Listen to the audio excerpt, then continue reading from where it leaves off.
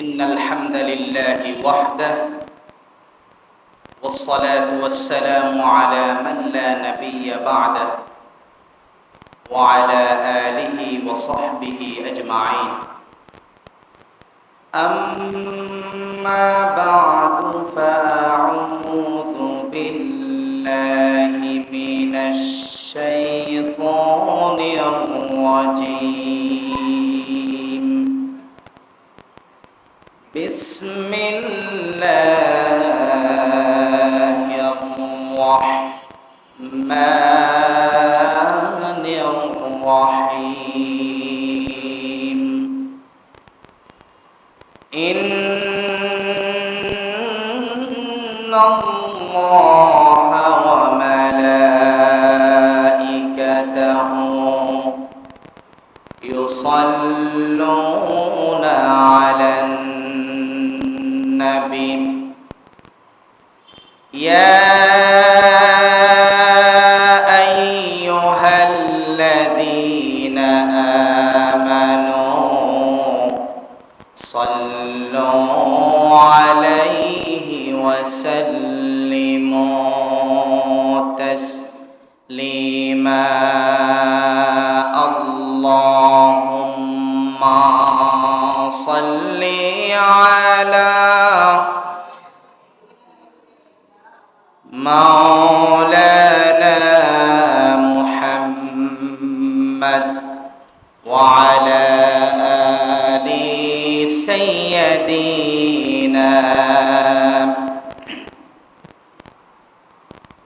محمد نے آ کر کفر کو مٹایا کفر کو مٹا کر صداقت بتایا بلغ العلا بکمالہ کشف الدجى بجمالہ حسنت جميع خصاله صلوا عليه وآله محبت একটু জিকির করুন লা ইলাহা লা ইলাহা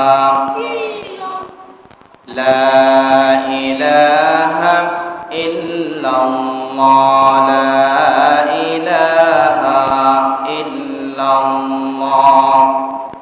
لا إله إلا الله محمد رسول الله صلى الله عليه وسلم লোহাগাড়া থানার অন্তর্গত পদুয়া তাবারিহাট বাজার কেন্দ্রীয় শাহী জামে মসজিদে আগত সম্মানিত প্রাণপ্রিয় মুসল্লিয়ানে কেরাম, মহান আল্লাহ রাব্বুল আলামিনের শাহী দরবারে লাখ কোটি শুকরিয়া আদায় করছি যে আল্লাহ তাআলা আমাদেরকে সাইয়্যিদুল আইয়াম সপ্তাহের শ্রেষ্ঠ দিন ইয়াউমুল জুমআহ তথা জুমার দিনে সবার আগে মসজিদে এসে আলোচনায় শামিল হওয়ার তৌফিক দান করেছেন। এই জন্য আমরা অন্তরের স্থল থেকে আল্লাহ পাকের শেখানো ভাষায় মস্তক অবনত চিত্তে শুকরগুজার হচ্ছি। সকলেই অন্তরের স্থল থেকে আল্লাহ পাকের কৃতজ্ঞতা আদায়ার্থে উচ্চ আওয়াজে বলছি আলহামদুলিল্লাহ। দরুদ এবং সালাম পেশ করছি আমাদের সকলের প্রাণ প্রিয় নবী, সর্বকালের সর্বযুগের সর্বশ্রেষ্ঠ মহামানব সাইয়্যিদুল মুরসালিন ইমামুল মুরসালিন খাতামুন নবিয়্যিন জনাব মুহাম্মদুর রাসূলুল্লাহ সাল্লাল্লাহু আলাইহি ওয়াসাল্লামের উপর। সম্মানিত হাজিরিন, ভূমিকায় কোনো কথা না বলে আমরা গুরুত্বপূর্ণ এই সময় সংক্ষেপে আমরা কিছু কথা শুনবো ইনশাআল্লাহ। আজকে আমরা যেই বিষয়ের উপর আলোচনা শুনব তা হচ্ছে আল্লাহর নবী সাইয়্যিদুনা ইব্রাহিম আলাইহিস সালামের জীবন কাহিনী। সম্মানিত উপস্থিতি, আমি একেবারেই ইব্রাহিম আলাইহিস সালামের জীবন কাহিনী আপনাদের সামনে শুরু থেকেই এ টু জেড বলার চেষ্টা করব। কোরআনুল কারীমে আল্লাহ তাআলা ইব্রাহিম আলাইহিস সালাম সম্পর্কে যা যা বলেছেন সব কিছু আমি আপনাদের সামনে ধারাবাহিক উপস্থাপন করার চেষ্টা করব। আমরা পড়ি ইনশাআল্লাহ। সম্মানিত উপস্থিতি, ইব্রাহিম আলাইহিস সালাম ছিলেন আবুল আম্বিয়া, অর্থাৎ নবীগণের পিতা। ইব্রাহিম আলাইহিস সালামকে আবুল আম্বিয়া অর্থাৎ নবীগণের পিতা এই জন্য বলা হয় যে ইব্রাহিম আলাইহিস সালামের পরে আমাদের নবী মুহাম্মদুর রাসূলুল্লাহ সাল্লাল্লাহু আলাইহি ওয়াসাল্লাম পর্যন্ত পৃথিবীতে যত নবী এবং রাসূল এসেছিলেন সমস্ত নবী এবং রাসূলরাই ছিল ইব্রাহিম আলাইহিস সালামের বংশধর। এই জন্য ইব্রাহিম আলাইহিস সালামকে বলা হয় আবুল আম্বিয়া অর্থাৎ সকল নবীগণের পিতা। সাইয়্যিদুনা ইব্রাহিম আলাইহিস সালামের পিতার নাম হচ্ছে আজার এবং মায়ের নাম হলো আদনা। ইব্রাহিম আলাইহিস সালামের সম্মানিতা বিবিদের নাম হচ্ছে, একজনের নাম সারা, আরেকজনের নাম হাজেরা। তার সম্মানিতা বিবিদের নাম সারা এবং হাজেরা। এবং ইব্রাহিম আলাইহিস সালামের দুইজন পুত্র ছিল, একজনের নাম ইসহাক, আরেকজনের নাম ইসমাঈল আলাইহিস সালাম। তবে কিছু ইতিহাসের বইয়ে ইব্রাহিম আলাইহিস সালামের তৃতীয় আরেকজন স্ত্রী আছে বলে উল্লেখ রয়েছে। তার নাম হচ্ছে কান্তোরা। তার গর্ভে আরো 6 জন পুত্র ছিল বলে ইতিহাসে এসেছে। তবে পুত্র হিসাবে কেবল ইসমাঈল ও ইসহাক আলাইহিস সালামের বর্ণনাটি ইতিহাসে প্রসিদ্ধ। ভালো করে শুনেন কি বলতে চাই, খুবই গুরুত্বপূর্ণ কথা। ইব্রাহিম আলাইহিস সালামের এক ছেলের নাম ইসহাক, তিনিও একজন জবরদস্ত আল্লাহর নবী। ইসহাক আলাইহিস সালামের ঘরে জন্ম নেওয়া সাইয়্যিদুনা ইয়াকুব আলাইহিস সালাম, তিনিও একজন আল্লাহর নবী।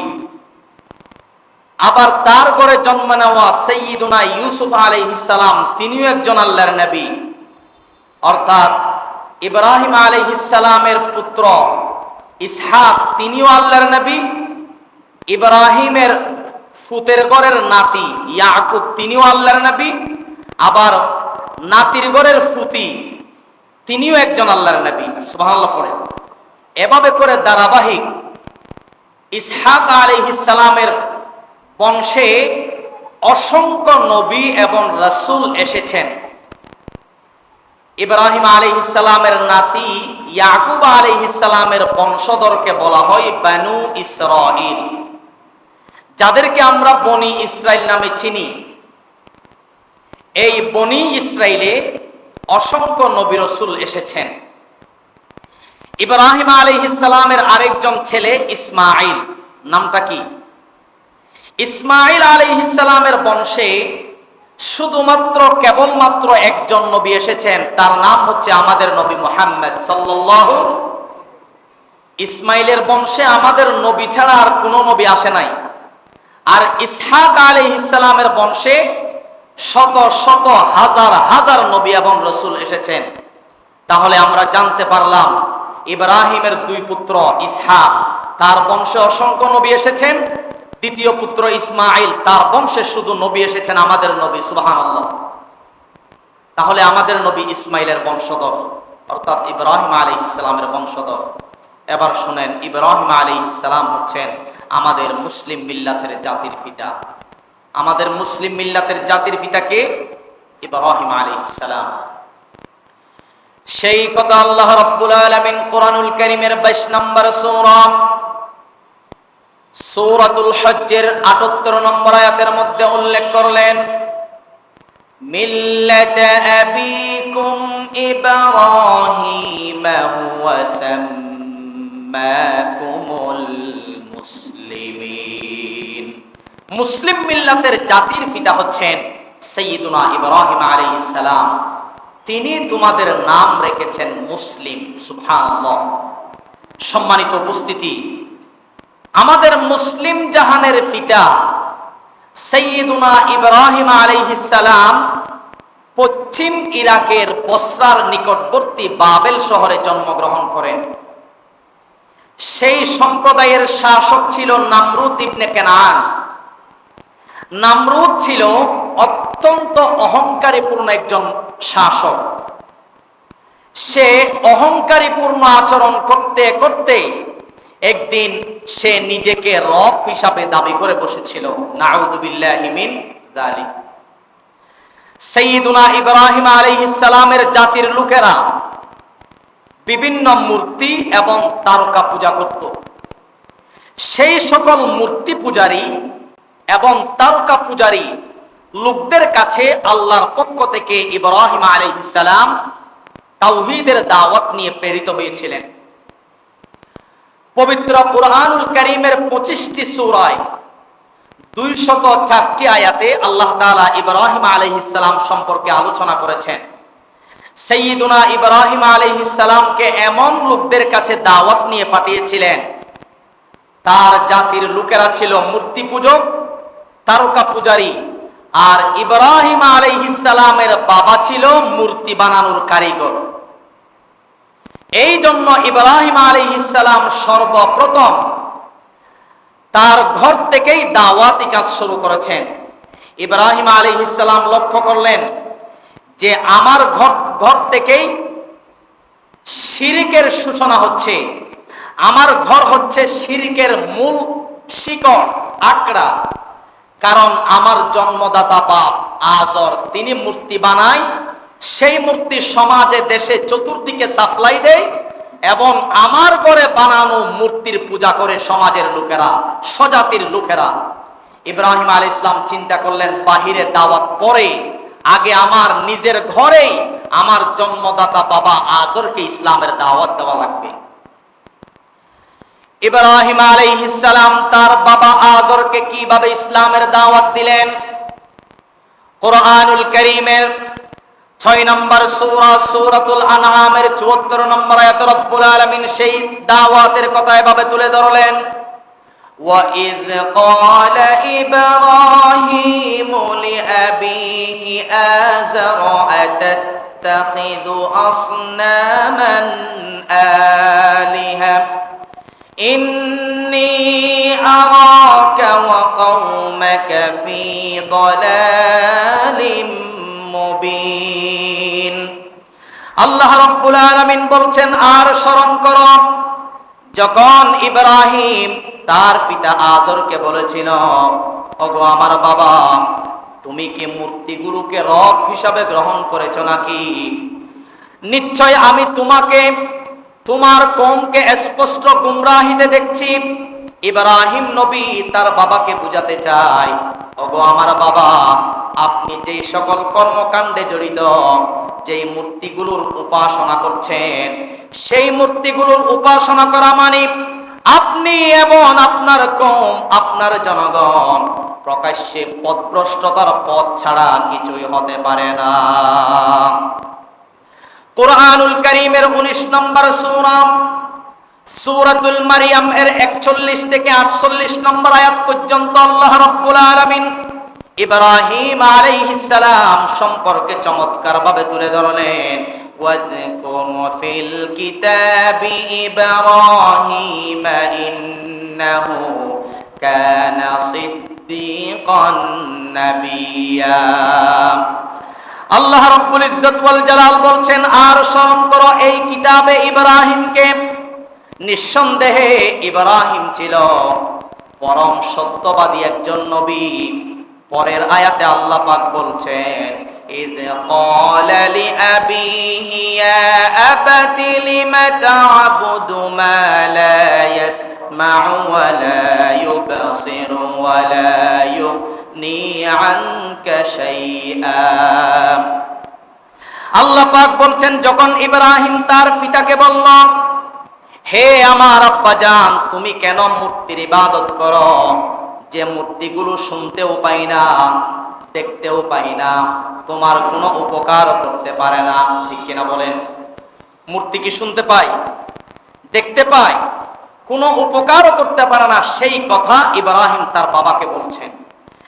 ইব্রাহিম তার বাবাকে আরো কি বলেছিলেন শুনেন, ইয়া আবাতি ইন্নী ক্বাদ জাআনি মিনাল ইলমি মা লাম ইয়াতিকা ফাত্তাবি'নি আহদিকা সিরাতান সাওয়্যা। ইব্রাহিম তার বাবাকে বলেছিলেন, হে আমার পিতা, আমার কাছে এমন জ্ঞান এসেছে যা তোমার কাছে আসে নাই, সুতরাং আমার অনুসরণ করুন, তাহলে আমি আপনাকে সঠিক পথ দেখাবো। সুবহানাল্লাহ পড়েন। ইব্রাহিম তার বাবাকে আরো বলেছিলেন, ইয়া আবাতি লা তা'বুদিশ শাইতানা ইন্নাশ শাইতানা কানা লির-রাহমানি আসিয়া।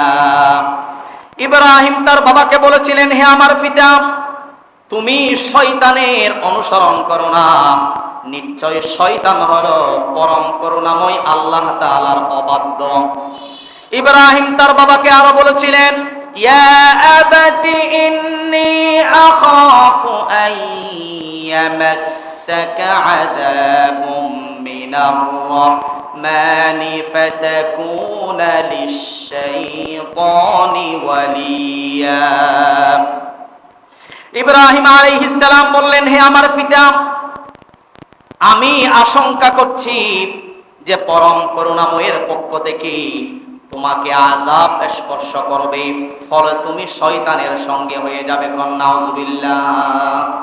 ইব্রাহিম আলাইহিস সালাম তার বাবা আযরকে বললেন, ওগো আমার বাবা, আপনি যদি আপনার এই কর্মকাণ্ড থেকে ফিরে না আসেন, আপনি যদি মূর্তি পূজা থেকে ফিরে না আসেন, তাহলে আমি আশঙ্কা করছি আল্লাহর পক্ষ থেকে আপনার প্রতি আযাব আসতে পারে, গজব আসতে পারে, বিপদ আর মুসিবত আসতে পারে, ফলে আপনি শয়তানের সঙ্গে হয়ে যাবেন।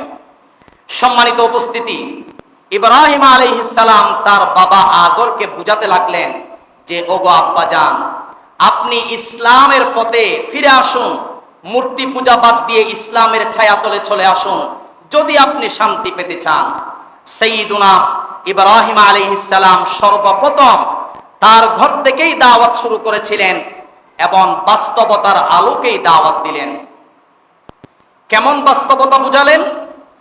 বললেন তার বাবাকে, ওগো বাবা, এই যে মূর্তিগুলোর আপনি উপাসনা করছেন, পূজা করছেন, এই মূর্তিগুলো তো শুনতেও পাই না, দেখতেও পাই না, আপনার কোনো উপকারও করতে পারে না। কি বলেন আপনারা? এই যে মূর্তিগুলোর অসংখ্য হাত আছে, অসংখ্য পা আছে, তাই বলে কি মূর্তির হাত দ্বারা পা দ্বারা কারো উপকার করতে পারে?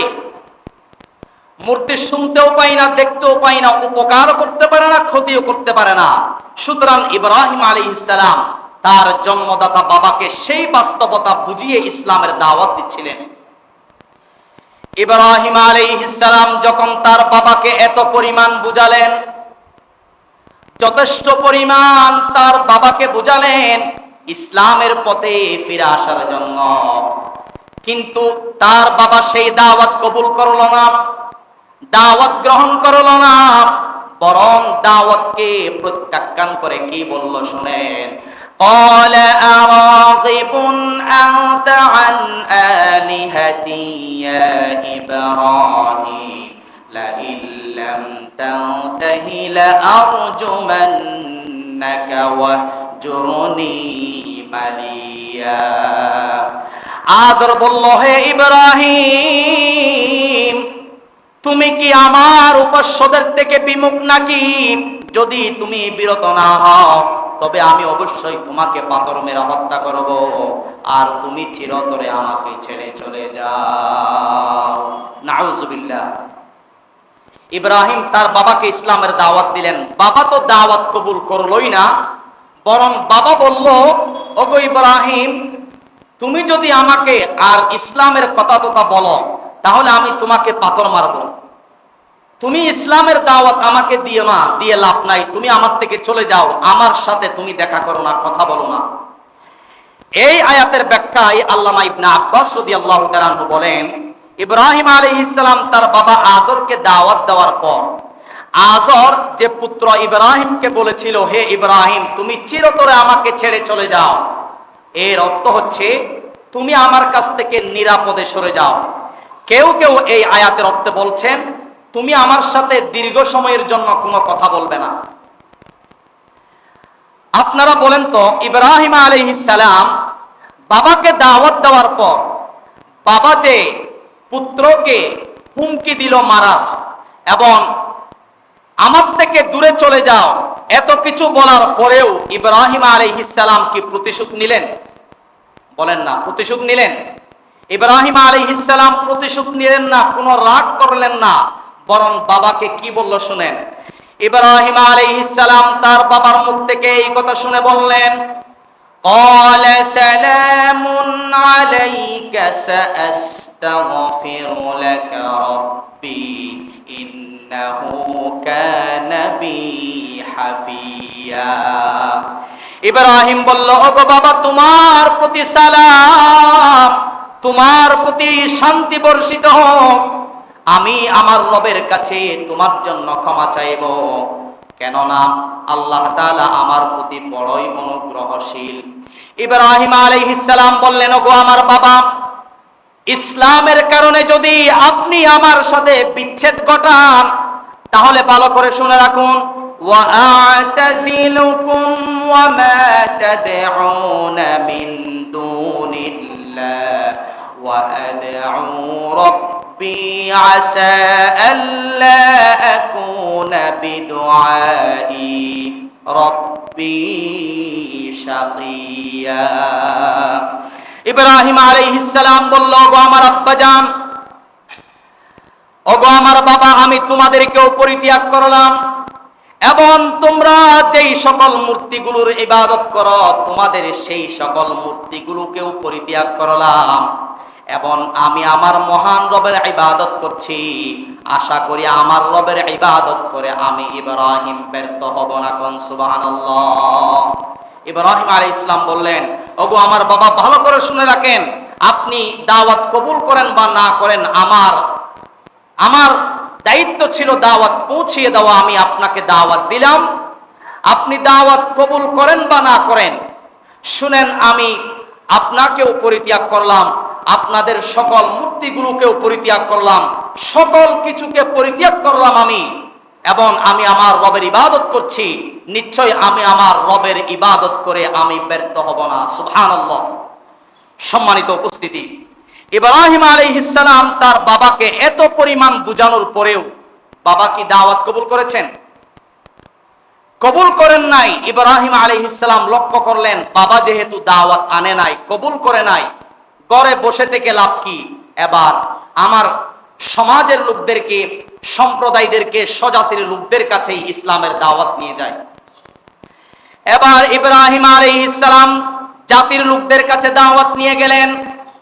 কোরআনুল কারীমের ২৪ নম্বর সূরা, সূরাতুশ শুআরা এর ৬৯ নম্বর আয়াত থেকে আল্লাহ পাক সেই দাওয়াতের কথা তুলে ধরলেন এভাবে, ওয়াতলু আলাইহিম নাবা ইব্রাহিম, তুমি তাদের নিকট ইব্রাহিমের জীবন বৃত্তান্ত বর্ণনা করো। ইয ক্বালা লিআবিহি ওয়া কওমিহি মা তা'বুদুন, যখন ইব্রাহিম তার বাবাকে এবং স্বজাতির লোকদেরকে বলেছিল, মা তা'বুদুন, তোমরা কিসের ইবাদত করছো? তখন তার সম্প্রদায়ের লোকেরা জবাব দিয়েছিল, ক্বালু না'বুদু আসনামান ফানাযাল্লু লাহা আকিফিন। স্বজাতির লোকেরা জবাব দিয়েছিল, আমরা মূর্তিগুলোর উপাসনা করছি, আর তুমি যাই করো না কেন আমরা মূর্তিগুলোর উপাসনায় অটল থাকবো, আমাদেরকে এখান থেকে তুমি বিচ্ছিন্ন করতে পারবে না, অটল থাকবো। তখন ইব্রাহিম আলাইহিস সালাম সম্প্রদায়ের লোকদেরকে বললেন, ক্বালা হাল ইয়াসমাউনাকুম ইয তাদউনা আও ইয়ানফাউনাকুম আও ইয়াদুররুন। ইব্রাহিম বললেন, ওগো স্বজাতির লোকেরা, তোমরা যেহেতু মূর্তির উপর অটল থাকো, বিচ্ছিন্ন হবে না বলছো, তাহলে তোমাদের সেই মূর্তিগুলো কি শুনতে পায়, দেখতে পায়? আও ইয়ানফাউনাকুম আও ইয়াদুররুন, তোমাদের সেই মূর্তিগুলো কি তোমাদের উপকার করতে পারে কিংবা অপকার করতে পারে? তখন সাইয়্যিদুনা ইব্রাহিম আলাইহিস সালামের এই প্রশ্নের জবাবে জাতির লোকেরা বলেছিলেন, ক্বালু বাল ওয়াজাদনা আবাআনা কাযালিকা ইয়াফআলুন। ওগো ইব্রাহিম, তুমি যে প্রশ্ন করেছো, আমাদের মূর্তিগুলো শুনতেও পাই না, দেখতেও পাই না, উপকার করতে পারে না, ক্ষতিও করতে পারে না, এরপরেও আমরা কেন উপাসনা করছি? আমার বাপদাদারা, পূর্বপুরুষরা এগুলোর উপাসনা করে আসছে বিদায় আমরাও উপাসনা করছি। এটাই হচ্ছে জবাব। এরপরে ইব্রাহিম আলাইহিস সালাম সম্প্রদায়দের কাছে প্রশ্ন করলেন, ক্বালা আফারাআইতুম মা কুনতুম তা'বুদুনা আনতুম ওয়া আবাউকুমুল আকদামুনা ফাইন্নাহুম আদুউল লি ইল্লা রাব্বাল আলামিন। ইব্রাহিম আলাইহিস সালাম বললেন, ওগো স্বজাতির লোকেরা, তোমাদের কি বিবেক বুদ্ধি বলতে কিছুই নাই? মাথায় কি গোবর আছে নাকি? তোমাদের পূর্বপুরুষরা কি করছে? তোমাদের পূর্বপুরুষরা যদি জাহান্নামে চলে যায়, তোমরাও জাহান্নামে যাবে নাকি? তোমরা এগুলো কি করছো? তোমরা কি বিবেক দিয়ে চিন্তা করেছো? তোমাদের পূর্বপুরুষরা কি করছে, তারা কি বিবেক দিয়ে চিন্তা করেছে? ইব্রাহিম আলাইহিস সালাম প্রকাশ্যে বলে দিলেন তাদেরকে, শুনে রাখো, তোমরা যা করছো, তোমাদের সকল মূর্তিগুলো হচ্ছে আমার প্রকাশ্য দুশমন, শুধুমাত্র কেবলমাত্র আল্লাহ ছাড়া। সুবহানাল্লাহ পড়েন। তখন ইব্রাহিম আলাইহিস সালাম এই কথা বলার পর সম্প্রদায়ের লোকেরা বললেন, তুমি যেই রবের দাওয়াতের কথা আমাদের কাছে প্রকাশ করছো, সেটা আবার কোন ধরনের রব, সেটা আবার কোন রব? এবার ইব্রাহিম আলাইহিস সালাম সম্প্রদায়ের সামনে আল্লাহ পাকের পরিচয় তাদের সামনে তুলে ধরলেন। আল্লাহ রাব্বুল আলামিন বলছেন, আল্লাযী খালাকানি ফাহুয়া ইয়াহদিন। ইব্রাহিম আলাইহিস সালাম সম্প্রদায়দেরকে বললেন যে আমার আল্লাহ হচ্ছেন তিনি, রব হচ্ছেন তিনি, যিনি আমাকে সৃষ্টি করেছেন এবং আমাকে সৎ পথের উপর অটল রেখেছেন। ওয়াল্লাযী হুয়া ইউতঈমুনি ওয়া ইয়াসকিন। আমি তোমাদেরকে সেই রবের কথা বলছি, যেই রব ক্ষুধার্ত অবস্থায় খাওয়ান এবং যখন তৃষ্ণার্ত হয়ে যায় তখন পানি পান করান, তিনি হচ্ছেন রব। ওয়া ইযা মারিদতু ফাহুয়া ইয়াশফিন। যখন অসুস্থ হয়ে যায় তখন অসুস্থতা থেকে সুস্থতা করে দেন, রোগমুক্ত করে দেন, তিনি হচ্ছেন রব। ওয়াল্লাযী ইউমীতুনি সুম্মা ইউহয়ীন। এবং তিনি তো রব যিনি মৃত বানান, জীবিতকে মৃত্যু দেন এবং মৃত্যুকে জীবিত করতে পারেন, তিনি তো রব। আর আমি আশা রাখি, ওয়াল্লাযী আতমাউ আন ইয়াগফিরা লি খাতিআতি ইয়াউমাদ্দিন। ইব্রাহিম আলাইহিস সালাম বললেন, আর আমি আশা রাখি কিয়ামতের দিবসে আল্লাহ তাআলা আমার দুষ্কৃতিগুলো মোচন করে দিবেন, মাফ করে দিবেন। ইব্রাহিম আলাইহিস সালাম যখন তার মূর্তি পূজারী সম্প্রদায়দেরকে দাওয়াত দিলেন, তারাও এই দাওয়াতকে প্রত্যাখ্যান করলো, শয়তানেরা ঈমান আনলো না, দাওয়াত তারাও কবুল করলো না। ইব্রাহিম আলাইহিস সালাম তাদেরকে বাস্তবতার আলোকেই দাওয়াত দিলেন, ইব্রাহিম আলাইহিস সালাম হয় কেমনে, আমার তো বুঝা আসে না। আচ্ছা আপনারা বলেন, স্রষ্টা বড় না সৃষ্টি বড়? বলেন না, স্রষ্টা বড়। মূর্তি মূর্তি কি তাদেরকে বানাইছে নাকি মূর্তিগুলো তারা বানাইছে? তাদের হাতে বানানোর পরেও তারা যদি বানিয়ে থাকে তাহলে স্রষ্টা হবে তারা। এখন স্রষ্টা তারা হয়ে সৃষ্টির কাছে মাথা নত হয়, এগুলো কেমন বিবেক? এই বাস্তবতার আলোকেই বুঝিয়ে সুজিয়ে ইব্রাহিম আলাইহিস সালাম দাওয়াত দিচ্ছিলেন। আসলে ইব্রাহিম আলাইহিস সালাম অনেক প্রতিকূল অবস্থার মধ্য দিয়ে ইসলাম প্রচার করেন, কারণ তিনি মূর্তি পূজারীদের পরিবেশে জন্মগ্রহণ করেন। কিন্তু জন্ম থেকেই তার অন্তরে মূর্তির প্রতি ঘৃণা ভাব প্রকাশ করতেন। তিনি ঘোষণা করলেন সৃষ্টিকর্তা এক, এক না হলে এই বিশ্ব ব্রহ্মাণ্ড নিয়ন্ত্রণে বিশৃঙ্খলা দেখা দিত। সুতরাং ইবাদত পাওয়ার যোগ্য সেই উপকারী সত্তা এক আল্লাহ। উপকার করতে যিনি পারেন, ক্ষতিও করতে পারেন। মূর্তি কোনো উপকার করতে পারে না, ক্ষতিও করতে পারে না, সুতরাং মূর্তি পূজা পাওয়ার যোগ্য হতে পারে না। ঠিক কিনা বলেন? আসলে কোনো কিছুর ইবাদত হয় দুই কারণে। কয় কারণে? এক নাম্বার, যার উপকার করার ক্ষমতা সবচেয়ে বেশি। দুই নাম্বার, যার ক্ষতি করার ক্ষমতা সবচেয়ে বেশি।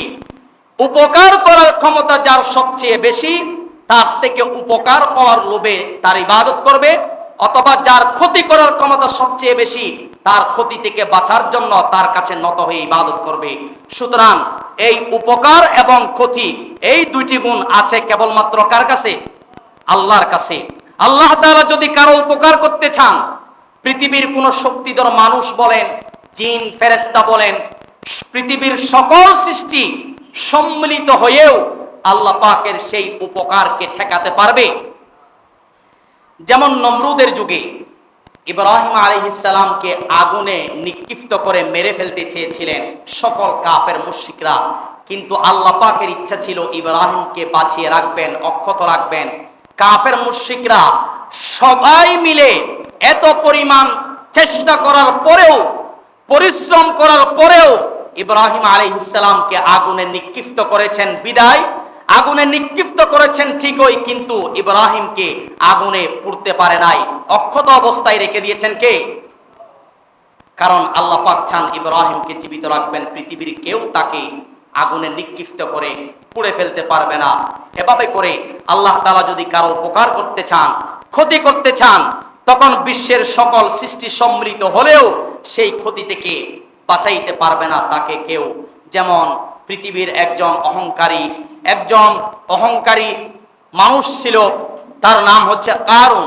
বিপুল পরিমাণ সম্পদের মালিক। আল্লাহ তাআলা তাকে মাটির নিচে ধসিয়ে দিলেন।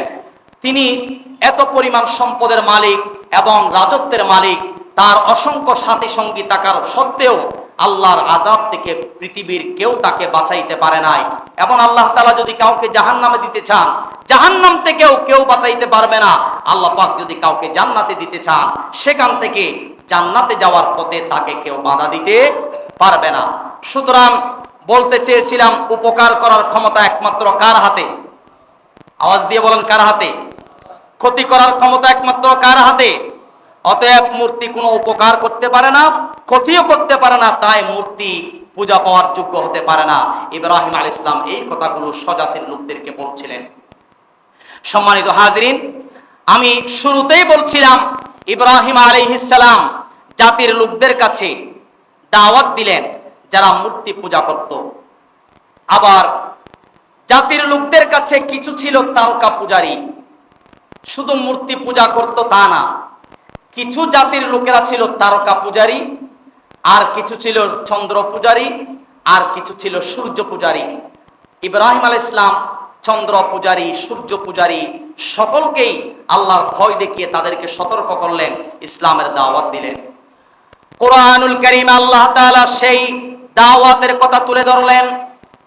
কোরআনুল কারীমের 6 নম্বর সূরা, সূরাতুল আনআমের 75 নম্বর আয়াত থেকে 80 নম্বর আয়াত পর্যন্ত আল্লাহ তাআলা ইব্রাহিম আলাইহিস সালামের সেই দাওয়াতের কথা এভাবে তুলে ধরলেন।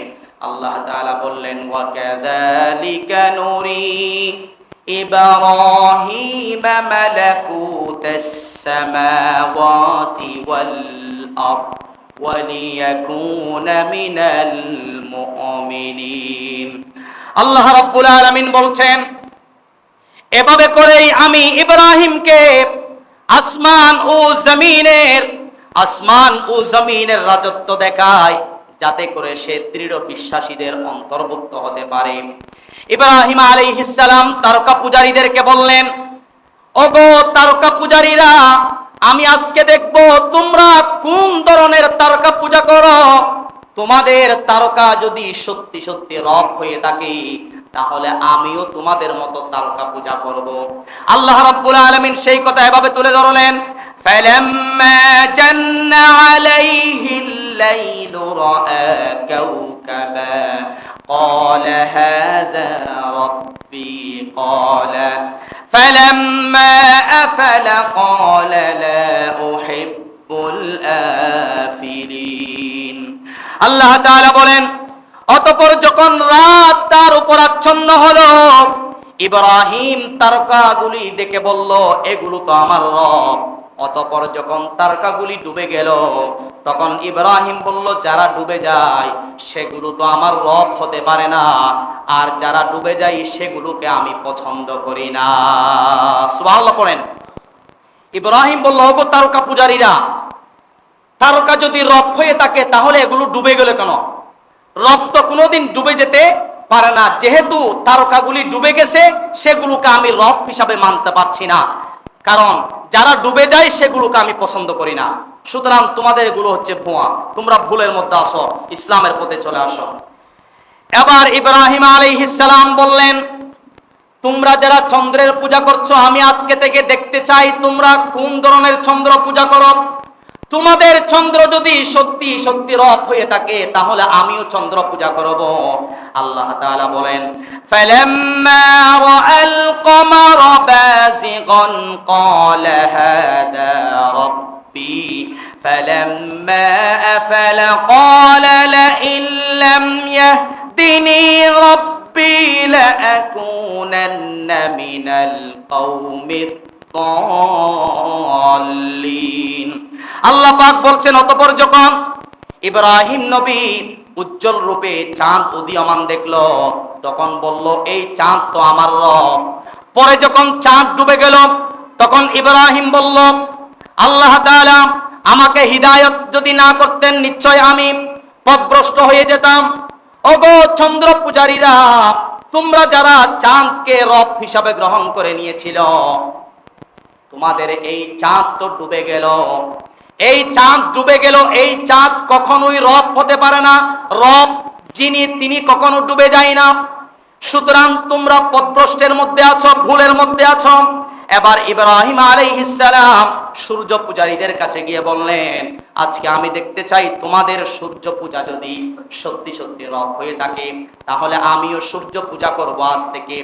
আল্লাহ রাব্বুল আলামিন সেই কথা কুরআনুল কারীমে এভাবে তুলে ধরলেন, فَلَمَّا رَأَى الشَّمْسَ بَازِغَةً قَالَ هَذَا رَبِّي هَذَا أَكْبَرُ فَلَمَّا أَفَلَتْ قَالَ يَا قَوْمِ إِنِّي بَرِيءٌ مِّمَّا تُشْرِكُونَ।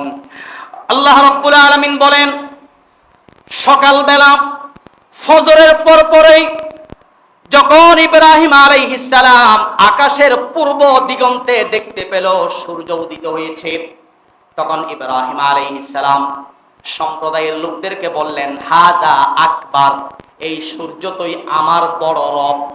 চন্দ্র সূর্য এগুলো ছোট রব, সূর্য হচ্ছে বড় রব। তারকা চন্দ্র ছোট রব, আর সূর্য হচ্ছে বড় রব। ইব্রাহিম আলাইহিস সালাম বললেন, হাদা রব্বি, এই সূর্যটা হচ্ছে আমার রব। হাদা আকবার, এই সূর্যটা হচ্ছে আমার বড় রব। সম্প্রদায়দের দিলের অবস্থা অনুযায়ী তিনি বললেন। এরপরে ফালাম্মা আফালাত ক্বালা ইয়া কওমি ইন্নী বারীউম মিম্মা তুশরিকুন। অতঃপর যখন সন্ধ্যা হলো, তখন সূর্য পশ্চিম দিগন্তে ডুবে গেল। ইব্রাহিম বললেন, তোমাদের মতো শয়তান তো পৃথিবীতে আর নেই। সূর্য তো ডুবে গেল, সূর্য যদি রব হতো, সূর্য তো অক্ষত থাকতো, ডুবে যেত না। সুতরাং তোমরা যা কিছুর সাথে আল্লাহ পাকের সম্পৃক্ত করো, আল্লাহ পাকের সাথে শিরিক করো, আমি সম্পূর্ণ শিরিক থেকে মুক্ত। এবার ইব্রাহিম আলাইহিস সালাম তার সম্প্রদায়দেরকে বললেন, তোমরা যা কিছুর পূজা করো আমি তা থেকে সম্পূর্ণ মুক্ত। এবং ইব্রাহিম বললেন, ওগো সম্প্রদায়ের লোকেরা শুনে রাখো, আমি কোন রবের গোলামি করি, কোন আল্লাহর ইবাদত করি শুনো। এবার ইব্রাহিম আলাইহিস সালাম তাদেরকে বলে দিলেন, আল্লাহ তাআলা কোরআনুল কারীমে সেই কথা তুলে ধরলেন। খুবই পরিচিত কমন একটি আয়াত, সবাই উচ্চ আওয়াজে আমার সাথে পড়েন, ইন্নী ওয়াজ্জাহাতু ওয়াজহিয়া লিল্লাযী ফাতারাস সামাওয়াতি ওয়াল আরদা হানিফা ওয়া মা আনা মিনাল মুশরিকিন। ইব্রাহিম আলাইহিস সালাম বললেন, নিশ্চয় আমি নিবিষ্ট করেছি আমার চেহারা একনিষ্ঠভাবে তার জন্য যিনি আসমান ও জমিন সৃষ্টি করেছেন, আর আমি মুশরিকদের অন্তর্ভুক্ত নই। কোন সুবহানাল্লাহ। সম্প্রদায়ের লোকদেরকে প্রকাশ্যে বলে দিলেন যে আমি ইবাদত করি, গোলামি করি শুধুমাত্র তার, যিনি আকাশ সৃষ্টি করেছেন, জমিন সৃষ্টি করেছেন, যিনি আমাকে তোমাকে সৃষ্টি করেছেন, যিনি অসুস্থতা হলে সুস্থতা দান করেন, যিনি আমাকে ক্ষুধার্ত অবস্থায় খাওয়ান এবং তৃষ্ণার্ত অবস্থায় পানি পান করান, যিনি আমাকে বিপদ থেকে বাঁচান, গজব থেকে রক্ষা করেন, একমাত্র আমি সেই রবের গোলামি করি। আল্লাহ তাআলা কোরআনুল কারীমে তাও শিখাচ্ছেন। সবাই আমার সাথে সাথে পড়েন, কুল ইন্না সলাতি ওয়া নুসুকি ওয়া মাহইয়ায়া ওয়া মামাতি লিল্লাহি রাব্বিল আলামিন। আল্লাহ তাআলা বলছেন, ওগো আমার নবী, আপনি পৃথিবীর মানুষদেরকে জানিয়ে দিন, নিশ্চয় আমার নামাজ, ওয়া নুসুকি আমার জীবন, আমার মরণ, আমার সব কিছু, ওয়া মামাতি লিল্লাহি রাব্বিল আলামিন আমার সব কিছু কেবলমাত্র শুধুমাত্র তার জন্য, যিনি বিশ্বজাহানের পালনকর্তা। গণ সুবহানাল্লাহ। বিশ্বজাহানের যিনি পালনকর্তা, আমি শুধুমাত্র তার ইবাদত করি, তার গোলামি করি। সম্মানিত উপস্থিতি, ভালো করে শুনেন, সময়ও শেষ হয়েছে, আজকে এতটুকু পর্যন্ত থাকবে। ইব্রাহিম আলাইহিস সালাম প্রথমেই বাবা আজরকে দাওয়াত দিলেন, আজর দাওয়াত কবুল করলো না। এরপরে সম্প্রদায়ের লোকদেরকে দাওয়াত দিলেন, তারাও দাওয়াত কবুল করলো না। চন্দ্র পূজারীদের কাছে দাওয়াত নিয়ে গেলেন, সূর্য পূজারীদের কাছে, এভাবে করে তারকা পূজারীদের কাছে দাওয়াত নিয়ে গেলেন, কেউ দাওয়াত কবুল করলো না, দাওয়াতকে প্রত্যাখ্যান করলো, এড়িয়ে চললো। এবং এক পর্যায়ে তারকা পূজারীরা দেখলো তাদের সবগুলো ভুল। আসলেই তো তারা বিবেক দিয়ে চিন্তা করেছিল যে আমরা তো যা করছি সত্যি তো তা ভুল, ইব্রাহিম যা বলছে তা তো ঠিক আছে, কিন্তু বাপদাদারা যা করেছে তা তারা ছাড়তে পারছে না, বিদায় ইব্রাহিম আলাইহিস সালামের সামনে তারা তা প্রকাশ করতে পারলো না। অবশেষে সম্প্রদায়ের লোকেরা চিন্তা করলো, না, আমরা কোনোভাবেই আমরা ইসলামের পথে যাব না, যদি যাই তাহলে আমাদের বাপদাদাদের ধর্মকে আমরা তুচ্ছ তাচ্ছিল্য করব, এরকম হয়ে যাবে, আমাদের ধর্মের উপর আমরা অটল থাকবো, কোনোভাবেই ইব্রাহিমের পথে যাব না। এক পর্যায়ে তারা কি করলো, এখান থেকে ইব্রাহিম আলাইহিস সালামের সঙ্গে কথাও পারতো না, যুক্তি দিয়েও পারতো না কাফের মুশরিকরা। সুবহানাল্লাহ পড়েন। এক পর্যায়ে কথাই না পেরে, যুক্তি দিয়েও না পেরে তারা কি করেছিল, এরপরে আসতেছে অগ্নিকুণ্ডের কাহিনী। এখান থেকে আগামী জুমা থেকে আলোচনা হবে। আল্লাহ তাআলা আমাদের সবাইকে হেফাজত করুন, আমিন। আসসালামু আলাইকুম ওয়া রাহমাতুল্লাহ।